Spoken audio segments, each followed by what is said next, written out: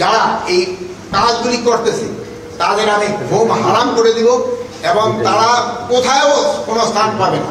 দিনে রাতে যে জায়গায় হোক না কেন তাদের কোথাও কোনো স্থান হবে না। আর একটা আমি আপনাদের কাছে দায়িত্বহীনভাবে বলতেছি যে আমার বাহিনীকে আমি ইনস্ট্রাকশন দিয়েছি, তাহলে তাদের টহল কার্যক্রম আরো বৃদ্ধি করবে।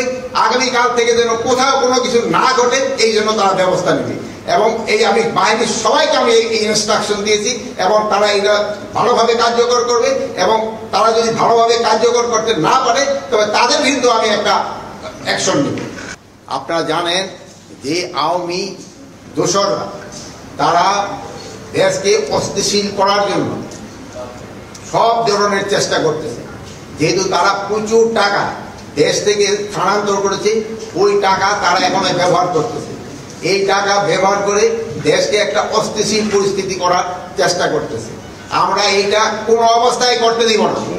আমরা যেভাবে হোক এটা প্রতিহত করব। দিনে রাত্রে যেখানে আমাদের বাহিনীর প্রয়োজন হবে তারা সেখানে যাবে এবং এখানে প্রতিহত করবে।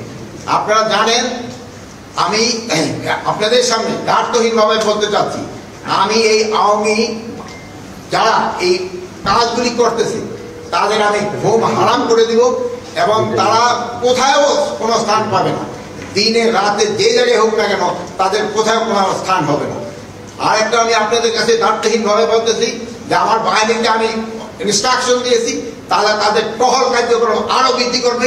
আগামীকাল থেকে যেন কোথাও কোনো কিছু না ঘটে এই জন্য তারা ব্যবস্থা নেবে। এবং এই আমি বাহিনীর সবাইকে আমি এই ইনস্ট্রাকশন দিয়েছি এবং তারা এটা ভালোভাবে কার্যকর করবে। এবং তারা যদি ভালোভাবে কার্যকর করতে না পারে তবে তাদের বিরুদ্ধে আমি একটা অ্যাকশন নেব।